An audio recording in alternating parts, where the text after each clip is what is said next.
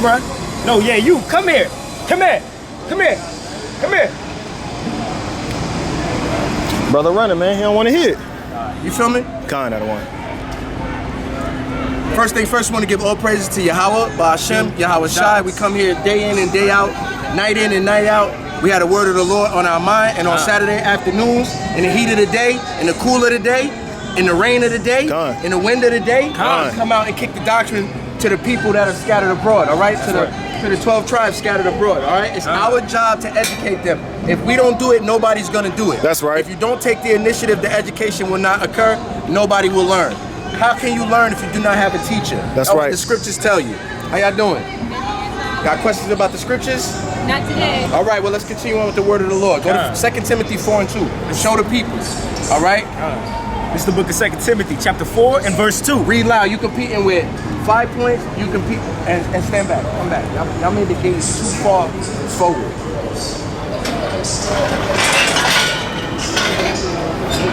Yeah. 2 Timothy 4 and 2. Read. The book of 2 Timothy, chapter 4, verse 2. What the Lord say? Preach the word. Be instant in season, out of season. Now, this scripture is used to always teach people that no matter the weather, you got to teach the Bible, but that's not what it means. Read it again. I'm going to show you something. This is the book of 2 Timothy, chapter 4, verse 2. Come on. Preach the word. Be instant in season, out of season. That means be ready. In season when it's time to teach, and out of season when when it's not necessarily set up for you to teach. Now that can be translated into inclement weather. That you can use it like that. But the real sense of that is be ready to teach, man. Be ready to teach. Read it again. It says, preach the word. Be instant in season, out of season. Come on. Reprove, rebuke, extort with all long suffering. Exhort. Read again. Exhort with all long suffering. What does it mean to exhort? That means to explain. And entice while explaining. That's right. You're making it clear and it attracts people to it. Read it again. It says, extort with all long suffering. That. Read the whole verse. This is the book of 2 Timothy, chapter 4, verse 2. Come on. Preach the word. Be instant, in season, out of season. Come on. Reprove. Reprove means to correct somebody. That's a fact. So now we in the New Testament and the Bible is saying, give correction, please. Because your people don't know what's right, man. That's a fact. I'm studying last night with some sisters and they telling me that it's okay to be a hoe. Sexual liberation. What? They got daughters. They got kids. And they saying sexual liberation. It's okay to be a hoe. F who you want to F. That's all. A man is weak if because a woman has sex with a lot of other men, he looks down on her. That makes the man weak. That's what the women telling us. The women are telling us what to like. Wow. If Eve likes somebody 6 feet, that's what she like, right? So we don't like hoes. We don't want no sister out here giving her womb to every man, Tom, Dick, and Harry, man. That's right. We're not interested in that. That's a fact. But because we're not interested in that, something's wrong with us. See how everything's our fault? Men, everything is your fault. Because the Lord has set you up as the teachers and instructors anyway. That's right. It's a heavy burden to be the leader, man. Everything is your fault. As men, as leaders, everything is your fault. The reason your women think it's okay to be hoes, that's your fault. The reason your brothers are selling drugs in the alleyways of every city in ghetto USA is your fault.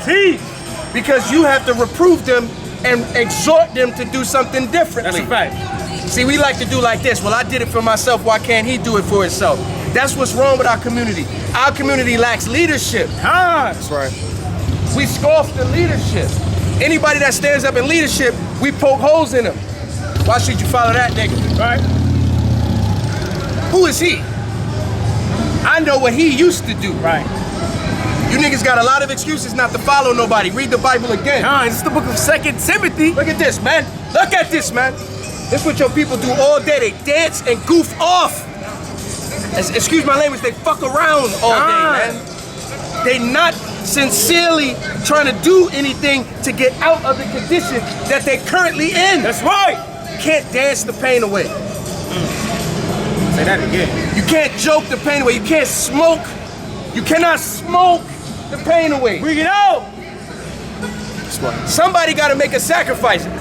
We sacrifice. It ain't fun to wake up Saturday morning. I gotta go to 5 Point and be with this. That ain't fun. It's not fun to wake up every day and put on your work hat and go to your job and do your occupation. It's not fun when your woman don't understand her proper role and you constantly gotta fight with her. That's right. It ain't fun. You gotta defend yourself against your own people because they don't value your life and you their brother. Teach. Ultimate. That's the condition of the battle. That's right. Read it again. It's the book of 2 Timothy, chapter 4 and verse 2. Preach the word. Be instant, in season, out of season. You can't do that if you don't study. That's a fact. How you gonna, look, a lot of y'all are microwave Bible instructors anyway. You watch some YouTube, you done found a pastor that you like, you take his message, and then you go out as if that's law, and you teach from what you like. We done searched this Bible, man. Facts. We'll go in this book and pull things out of this book you didn't know was in there.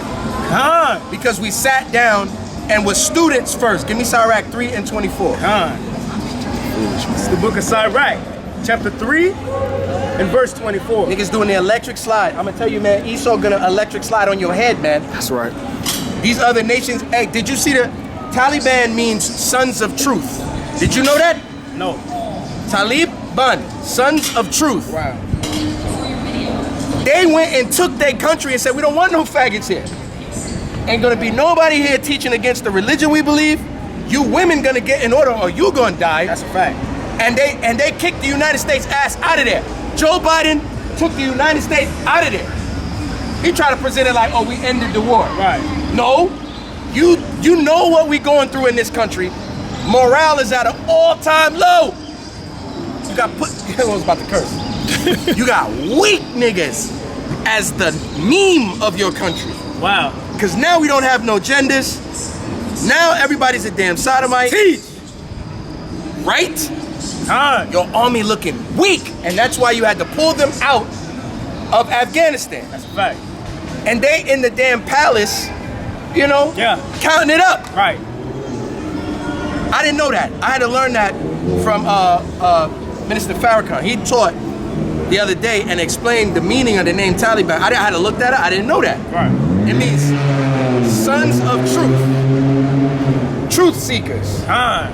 They not down with what we trying to spread as America. And I say we because I'm here. What America is trying to spread, they not down with that. That's right. Don't bring that sodomy boy stuff here. That's a fact. Don't bring that here. That's right. Or we'll kill you. Time. Well, you know the Most High operate like that. Yes. And they don't got the Most High. They did it in wickedness. They did it with the power of Allah. They're false gods. They got Esau's iron chariots out of there. Time. What you think we're gonna do with the Lord's chariots when He returns? Because we have the real, true, and living God. Time. We've been trying to tell you the weak nature, and the brother was teaching it last night, put off the weak nature. Time. The weak nature that America is trying to instill into our people is making you conquerable. Time. When you separate from your God, you're conquerable. The first step to separating from your God is allowing the weak nature to overtake you. Not standing up anymore with a spine in your back. Time. You're allowing the weak nature to overtake you. The weak nature is sacrificing what you know are your values so you can get along with the people that's around you. That's right. I don't give a damn about that. You come to Atlanta, this is the capital of sodomy. That's weak nature. The men here are calling women God. Killing each other over women. Don't want no pictures, man. They gotta take pictures. Come talk. Open that mouth. When you put off the weak nature, you are no longer conquerable. I hear women saying, and these are black women, saying that the black man is not worth a damn because he's a conquered man. Because he was enslaved and taken. See how she separate herself from the man of her nation? That's off. And then you got brothers trying to win her heart back by kowtowing and bending to her. That's weak nature. Con. The Lord is not dealing with that. Give me Micah 3 and 6, man. Con. The Lord is not dealing with weak nature. He's dealing with strength and might. He did not give you the spirit of fear. That's right. But of a sound mind. And you can't have a sound mind when you have a weak nature, when you have no values, no morals or principles, because you want to get along with every damn body, man. What I say? It said Micah 6 and 9. 3 and 6. What it say? Micah 3 and 6. Yes. And what? It says therefore 9. Say something for me. Con. Hold on. Hey, and that's I'm gonna get it, King. And that's what's wrong. We putting on that weak nature, and we not using the wisdom. We're not using the wisdom that the Most High God gave us in the first place. Micah 3 and 8. It's the book of Micah, chapter 3 and verse 8. What it say? It says, "But truly, I am full of power." What the Lord say? I am full of power. This is what you're supposed to be full of, man. To rule your household, man. Your children are not supposed to challenge your authority in the household. They're not supposed to be choosing their own gender. Your children are not supposed to be choosing their own gender. That's right. You're supposed to be a leader as the parent and instruct them in the way that they should go. That's right. Your daughters are not supposed to be outside of your dominion. That's right. You're not supposed to be confused as to where your daughter is at night. Teach. Your son is not supposed. Your sons are not supposed to be following behind weak niggas. That's right.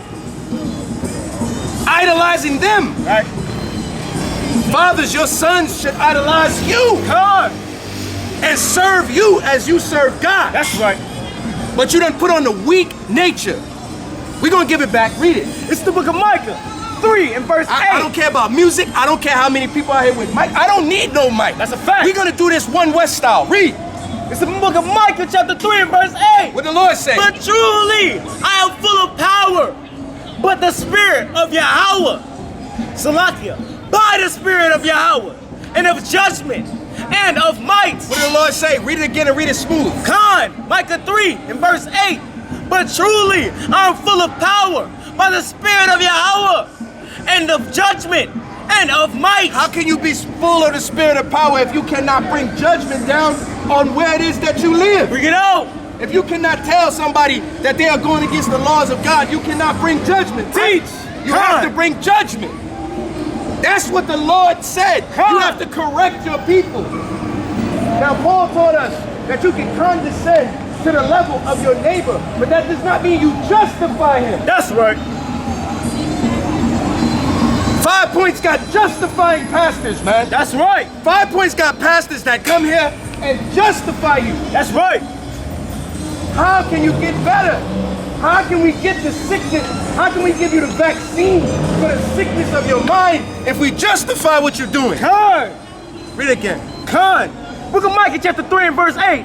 But truly I am full of power by the spirit of Yahweh, and of judgment, and of might.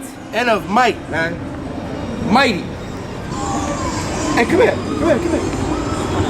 Come here. Come here. Let me ask you something. He don't even believe I'm his brother. That's a fact. He don't even believe I'm his brother. I take the Lord, not me, the Lord to take him out of that in 1 hour. Con. That brother would be over here with fringes on if he submit, man. Con. But he don't want to hear it. They don't want to do that. He want to walk up and down as a goddamn woman in Atlanta, and that's what's wrong with this place, That's man. right. And ain't nobody gonna say nothing but us, and we the bad guys. No, we the ones who love you, man. That's right. You think the Lord don't chastise us? Teach. You think Yahweh don't kick our back in, man? Teach. Go to Job 1 and 1. Con. It's the book of Job. Salaki. It's the book of Job, chapter 1 and verse 1. And it reads, there was a man in the land of Uz, whose name was Job. Come on. And that man was perfect and upright, and one that feared God. Now this man was perfect and upright. And if you are familiar with what happened to Job, he got his back kicked in, brother. That's a fact. This is, what was the description of Job? Read smooth, don't strain your voice. Slowly lift your voice, little by little, till you get to the comfortable volume. As loud as you can. Con. And that man, Salakia, this is Job 1 and verse 1. That's good. there was a man in the land of Uz whose name was Job. And that man was perfect and upright, and one that feareth God and escheweth evil. Now he's doing all this and the Lord still kicked his back in. People can't handle this. That's a fact. I get people coming to me talking about Job, saying, how can you believe in God after what God allowed to happen to Job? Because they're not familiar with the record. Yeah, they missed the whole account. It went over their head. Why you say that? Because Job was being tried to be lifted up to even higher 2 times more than he had. Yeah, they don't understand that.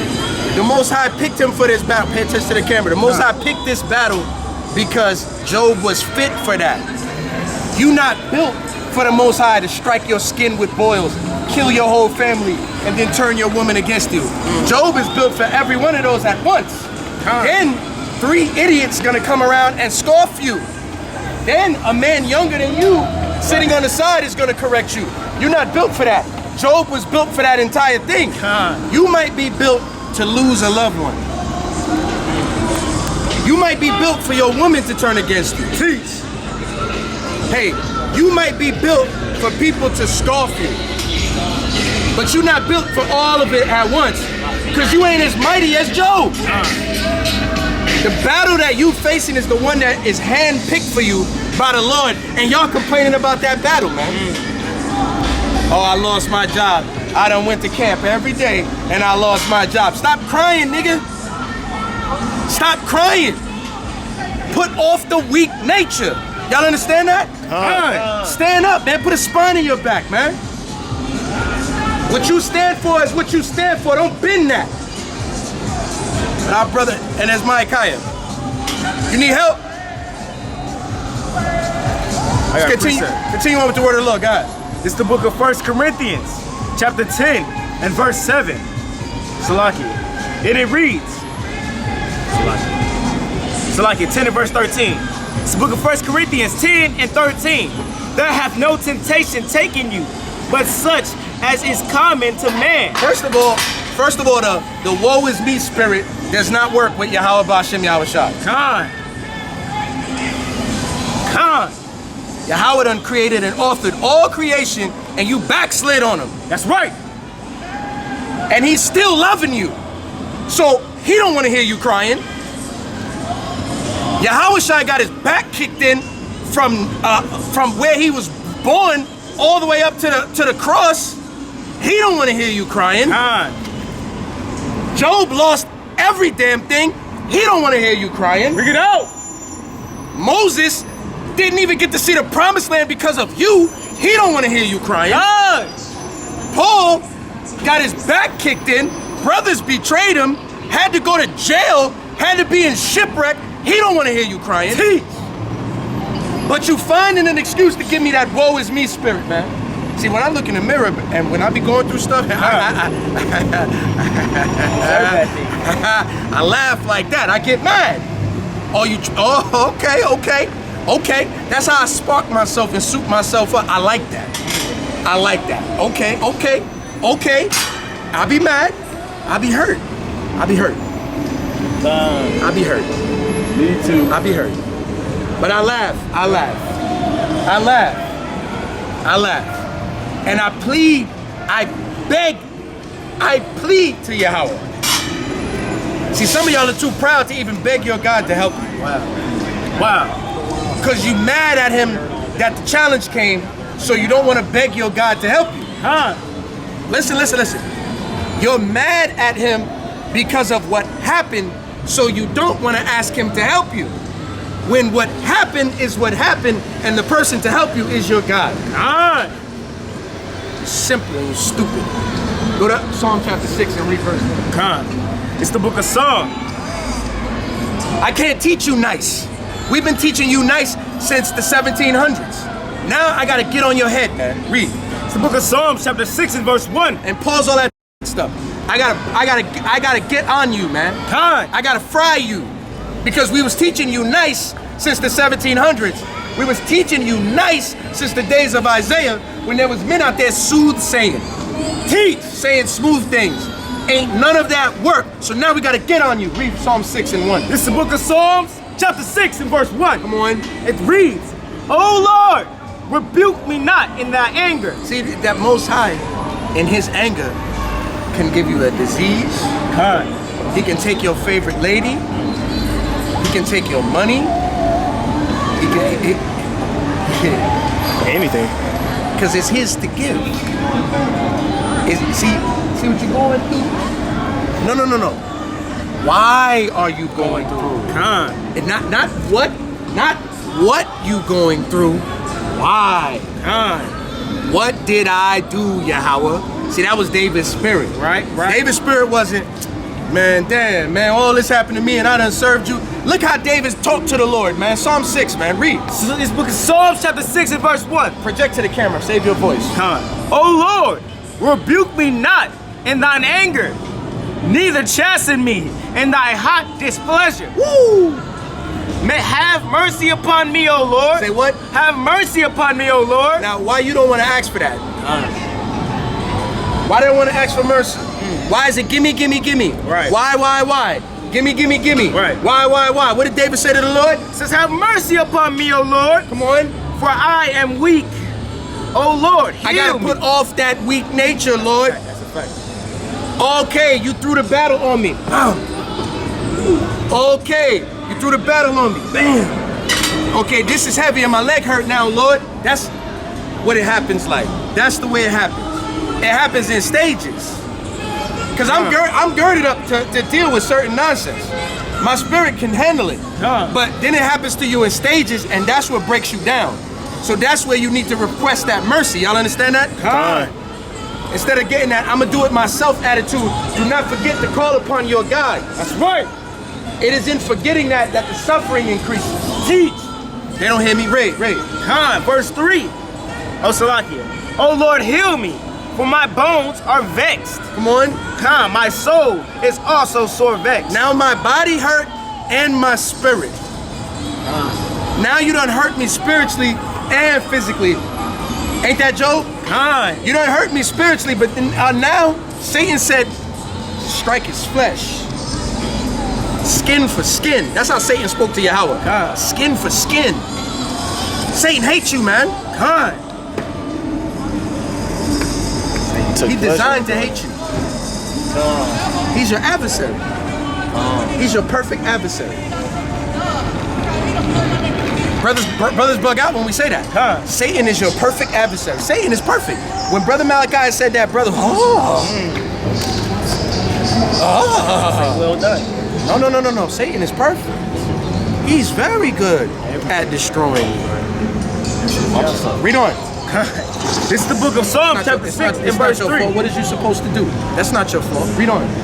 It says, my soul is sore vexed, but thou, O Lord, how long?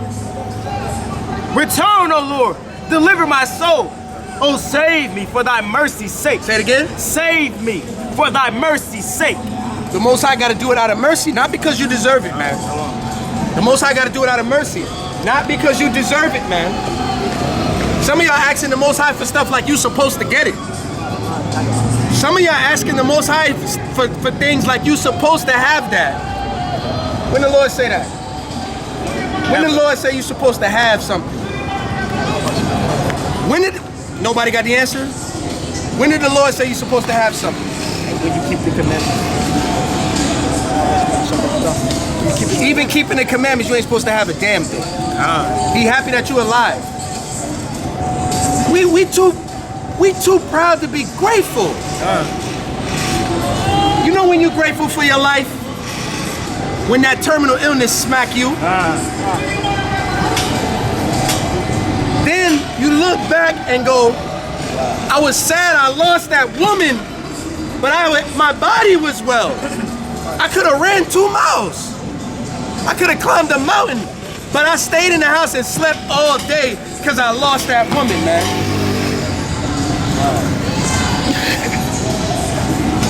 I lost that job, but I had my kids. I could have spent all day with them. Right. You're not grateful for things until skin for skin. See, the Lord got to attack your physical for you to become truly repentant and grateful. That's right. Satan know that. Go to the account, back to Job. We're going to drop Psalm 6, and we're going to reteach it. Go back to Job 1. I think it's chapter 2. What? Oh, he touched the skin? Yeah. Yeah, that's chapter 2. It's the book of Job, chapter 2, and we're going to start at verse 1. Again, there was a day when the sons of God came to present themselves before Yahweh, and Satan came also among them to present himself before the Lord. Come on. Verse 2. And said unto Satan, from whence comest thou? And Satan answered Yahweh and said, from going to and fro in the earth, and from walking up and down in it. And Yahweh said unto Satan, hast thou considered my servant Job?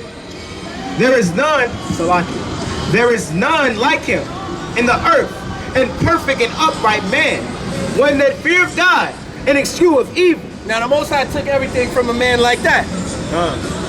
Kicked his back all the way in. Go to verse 19, and this is what Job did after his back got kicked in. Look what he did. This is the book of Job. 119, read. Chapter 1 and verse 19. Read. It says, behold, there came a great wind in the wilderness. Salakia. Use the Bible I gave you if you can't see that Bible. You said Job 1 and 19? Yeah, take that. Use the Bible I gave you if you can't see them words. It's the book of Job, chapter 1 and verse 19. What's up, brothers? And behold, there came a great Come talk wind to us. Come from talk the to us. wilderness. We're talking about Brother Job right now. Come. Want to go over it? You want to go over it? We're talking about Brother Job right now. Don't even know what that is. We're going over it.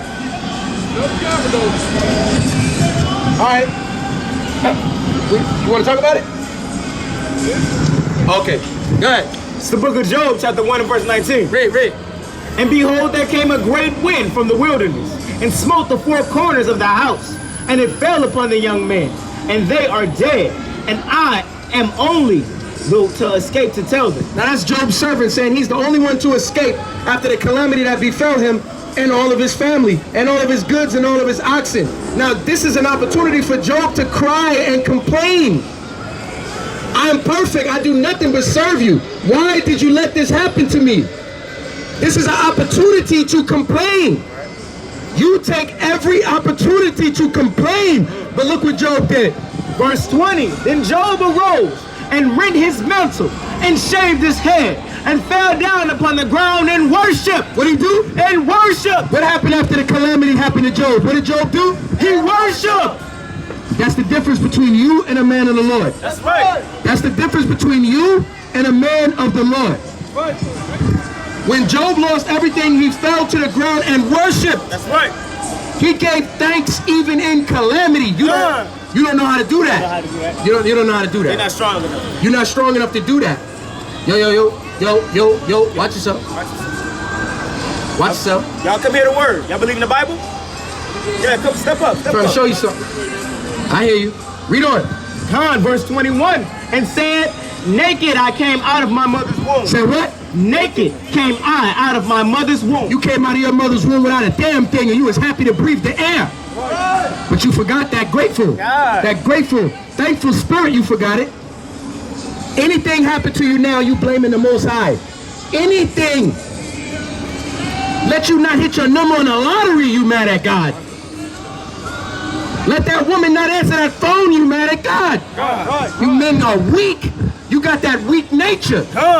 Job lost everything and he worshipped. You don't know how to do that. That's why somebody came out in the street today to teach you how to do that. Read. And naked shall I return thither. Yahweh gave Yahweh gave and Yahweh have taken away. What did he say? Yahweh gave and Yahweh taketh away. Yahweh gave you that little girl that was rubbing your back, man. Them nice thighs you had to rub on, Yahweh gave you that, and he'll take that away. That's right. You still gotta give thanks. He gave you that job you got. Then you get fired and you crying, woe is me. Why? Yahweh gave you that job and he'll take it away. That's right. And he gave you your health too. He gave you your health too. and he'll take that away. That seems to be the limit of most men. When the Most High touches our health, we like, come on, don't, whoa, God, whoa, what are you doing? Why are you gonna kill me? Not, whoa, mercy. See that? But when you was losing all the other things, you wasn't grateful for your health. Somebody got to teach you how to do that.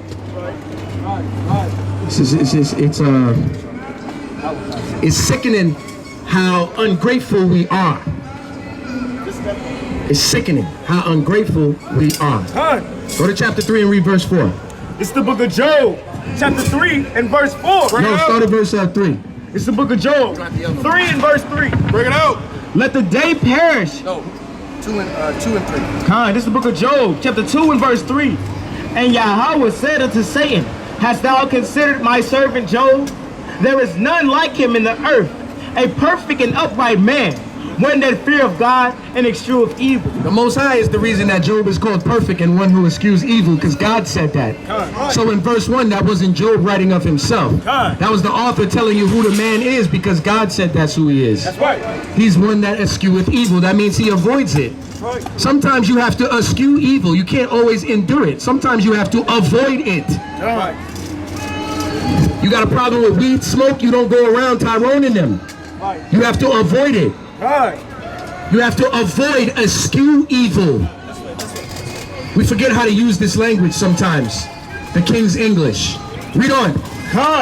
It says, and still he holdeth fast his integrity. Through all thou movest me against him. Somebody look up the word integrity in the dictionary. And I want y'all to understand that. Even though he's perfect, why does the Lord say, and still he holds fast his integrity? What is that? Wait, think. The Lord just described a man on earth as perfect.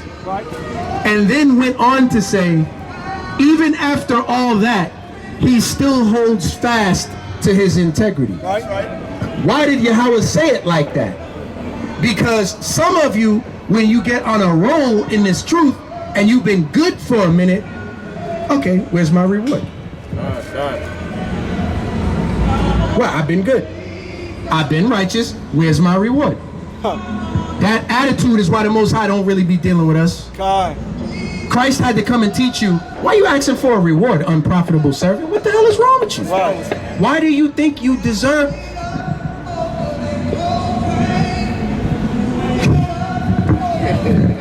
You can't get off the cocaine until you stop. And you have to eschew that evil. You can't go around the coke fiends no more. That's a fact. You got to go away from them and come over here. That's right. If you want to get off the cocaine, you come over here. That's right. If you want to get off the methamphetamine, you come over here. Speak it You want out. to put the bottle down, you come over here. You want to stop being a whoremonger, come over here. That's right. Because we are apt to teach you how to stop. That's right.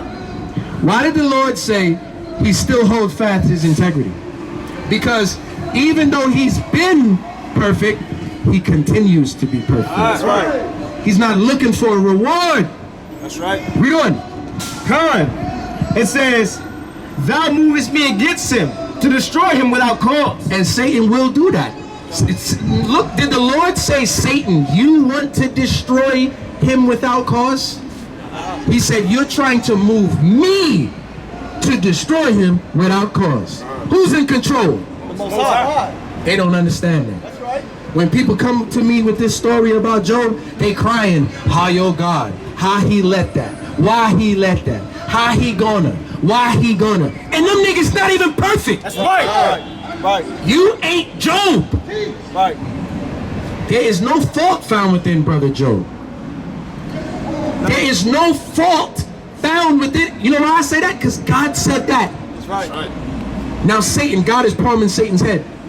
Now why are you trying to move me against him? Y'all don't see it like that. Y'all think that our God has some kind of equal out here. Right. You know how scared I am of Yahweh? Right. And then when you want to make Jesus Christ equal to him, I'm running for the hills. Because Christ ain't asked you to do that. That's right. Christ never asked you to do that. Right. Y'all don't remember this brother? I do. He lost his foot. look better though. You looking better. You all right, I? We got water or something? Give him something. I know that, brother.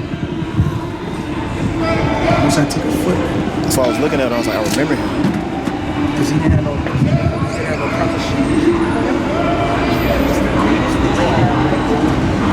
Don't smoke that cigarette. Not right there. Not right there. Not right there. Not right there. Wait till you finish the water. Wait till you finish the water. Thank you, bro. Thank you, bro. And he all right now. Like, yeah. I had to take his foot. What we teaching? What are we teaching? Make it appear. Make it appear right in front of you. Con, verse 4. And Satan answered the Lord and said, and Satan talked back to the Lord, skin for skin, yeah. No, he didn't talk back to Yahweh. I'm throwing you an alley-oop. Read the Bible as it is written, because the answer is in that Hebrew. That's right. They had to bring it over from that Hebrew, and that's the way it was written. That's inspired.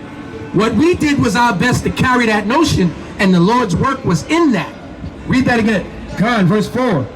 And Satan answered the Lord and said, because he answers to the Most High. Right. I see this whole account like the Most High got his hand on Satan's head, and every now and then he squeezes it a little bit. I'll pop this. Right. But I ain't gonna do it. Right. Because I want to show the world something by what you're trying to do. Right. Because you're trying to turn me and move me against somebody that loves me. That's perfect. Right. Is that what, you know what I'm saying? Yeah. Is that what you're trying to do? I'll let you. Now watch. Con. And Satan answered the Lord and said, hold on. That man even got no bass. He wants you to hear it. God. Read. Con. And Satan answered the Lord and said, skin for skin. Yeah. All that a man will, Salakia, all that a man hath will he give for his life. Is Satan a fool? Is Satan a stupid creature? He's wise. Don't say nothing. You over there. He's wise. And he said, skin for skin. A man will give all that he hath for his life. He know that about you. He knows that about you. And the Lord said, love not your life unto the death. Because he knows your opponent knows you. The strongest opponent in the world is one who knows your weaknesses. Right? How y'all sisters doing? When you deal with the art of boxing, the worst mistake you can make is stepping in the ring and having not studied your opponent. When you look at the premier Israelite boxer, Floyd Mayweather, when you look at him, Floyd Mayweather is commended for downloading his opponent. First 3 rounds, he deciphers what you have to do to fight him and what your weaknesses are. Last 9 rounds, he plays the drums on your head. That's right. Right? You watch his toughest fight. I consider his hardest fight was against another Israelite named Miguel Cotto. Mighty Ephraimite. If he come in the truth, his power, he's a man of the old. That mighty Puerto Rican, okay, brought blood. He brought blood out of your boy's nose. Why? Because he's a tough champion. And even Floyd had to say that. He said, and that's where I got that phrase from. Miguel Cotto is a tough champion. And then he named all of Miguel's accolades in his post-fight. See, Floyd is a genius. He'll tell you 6-time world champion, 5-time world champion, 3-time world champion, and he's supposed to be tough, but I beat him. See how he do that? Miguel Cotto, it took Floyd 8 rounds to download his opponent. And in the last 4 rounds, he played the drums on his head. But the point is, you got to download your opponent. That's right. That's right. Satan already got you downloaded. You like that liquor. You like that woman. You like that pride, that notoriety. You like that food. You like that weed, that cocaine. Your opponent has downloaded your weaknesses. That's what the Lord is teaching here in the book of Job. Satan is aware of your weaknesses, but you're not. So how can you ever hope to overcome the calamity that's looking for you when you haven't ascertained what is your weakness? You don't want to acknowledge that. So your opponent will move the Most High against you to make a point. Because what are we saying when we come out here as Hebrew Israelites? What are we saying to the world? We the righteous. We stand for the Lord. That's right. We here to correct, exhort, and teach. Right. That's a bold statement. Your opponent doesn't like that. That's right. Notice I'm not calling out to the people. If you're gonna hear this, you're gonna hear it. That's right. I don't care. I cared to study this for myself. I cared to come out here and prophesy to the wind. The Lord said in Isaiah 36:14, His Spirit will gather them. That's right. I ain't bothering right now. I want to make this point. Your opponent has downloaded some of you niggas are man. Some of you niggas are pedophiles. That's right. Some of you niggas are gambling addicts. Some of you niggas are addicted to violence. You're bloodthirsty. Bring that up. Hiding it. School teacher, damn pedophile, hiding it. Accountant, greedy as hell, skimming off the top, hiding it. The Most High knows your weaknesses. That's right. Because He sent that servant, that wicked adversary, to find them out. That's right. That man said, skin for skin, all that a man have, he will give for his life. And that's when you got the nerve to become thankful. When it comes to that test. But look what the Lord did to Job before doing any of that. Bring it out. Give me your woman. Some of you niggas quit the truth right there. Right. Bring it up. Give me your money. Some of you niggas quit the truth right there. Give me your children. Some of you niggas quit the truth right there. Job endured all of that. And then you know what Satan said? Give me your health. Some of you niggas quit the truth right there. How I'm going to serve the Lord and He's going to bring this infirmity on me. Bring it out.